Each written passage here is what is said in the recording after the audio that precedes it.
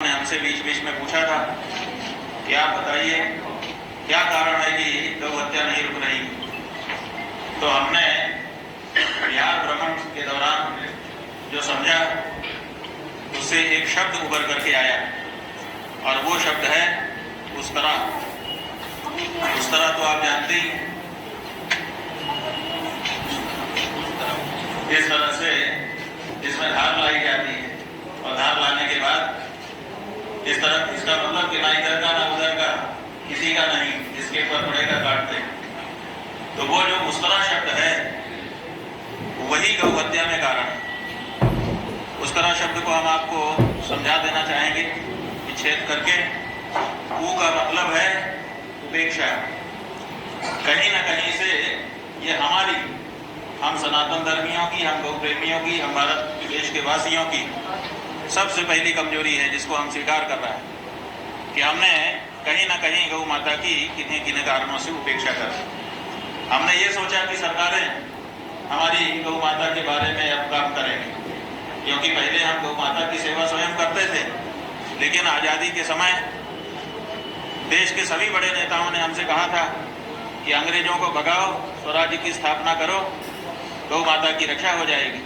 तो कहीं ना कहीं सरकार अपनी बनने के बाद सरकार पर हमारी निर्भरता चली गई, तो हमने कहीं ना कहीं गौ माता की उपेक्षा की।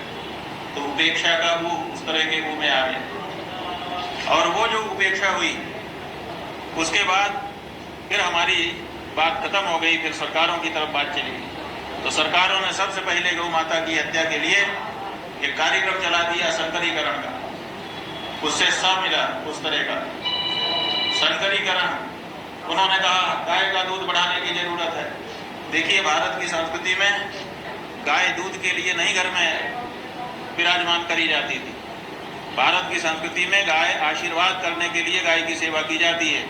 दूध के लिए तो विदेशी लोग गाय नाम का, काऊ नाम का पशु पालते हैं और उससे वो दूध प्राप्त करते हैं।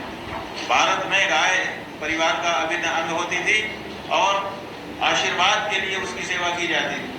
भगवान श्री कृष्ण अगर गायों के पीछे नंगे का पांव चले थे तो दूध के लिए नहीं चले थे, वो उनका आशीर्वाद प्राप्त करने के लिए चले थे। और इसी तरह से गोविंद सिंह जी, गुरु गोविंद सिंह हो या फिर हमारे बड़े बड़े आचार्य हों, शंकराचार्य हों, या फिर धर्म सम्राट स्वामी कृपात्री जी महाराज जैसे लोग हैं, उनको दूध की बात नहीं थी कि दूध के लिए वो गौ रक्षा करना चाहते थे।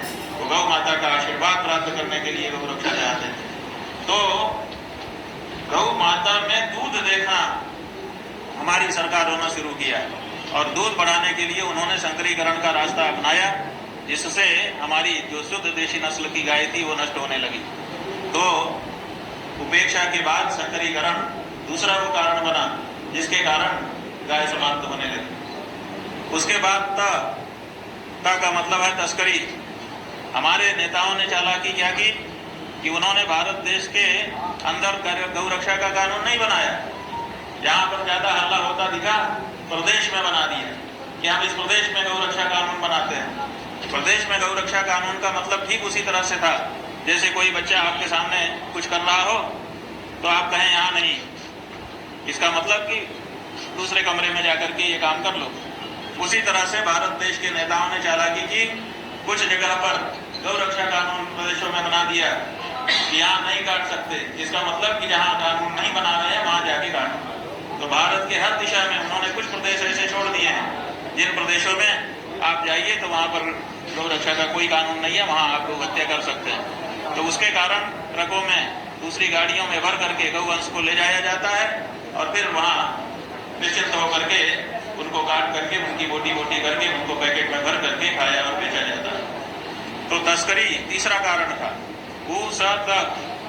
और चौथा जो अक्षर है रा, उसको तो क्या परिभाषित करें, आप जानते ही हैं। रा का मतलब राजनीति।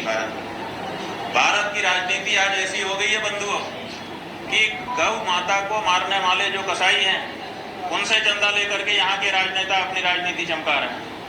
और जब आप कसाईयों से चंदा लेने लग जाएंगे तो कसाईयों के विरुद्ध कैसे खड़े हो सकेंगे, संभव ही नहीं है। तो भारत की जो राजनीति है वो भी गौ माता की हत्या में कारण बन गई। तो ये उस तरह, ये जो उस तरह है यही गाय को काट रहा है।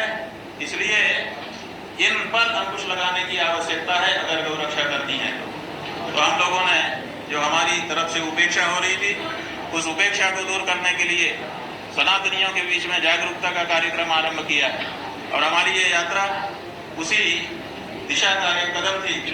हमने जिले जिले घूम करके ये किया है। हमारे जो अनुयायी हैं वो गांव गांव घूमेंगे और जा करके एक एक घर घर तक में ये संदेश पहुंचाएंगे कि गाय का आशीर्वाद आपके पूर्वजों ने प्राप्त किया था, उनका वर्चस्व आप देखिए, उनका यश आप देखिए, आज भी पूरा विश्व गाता है।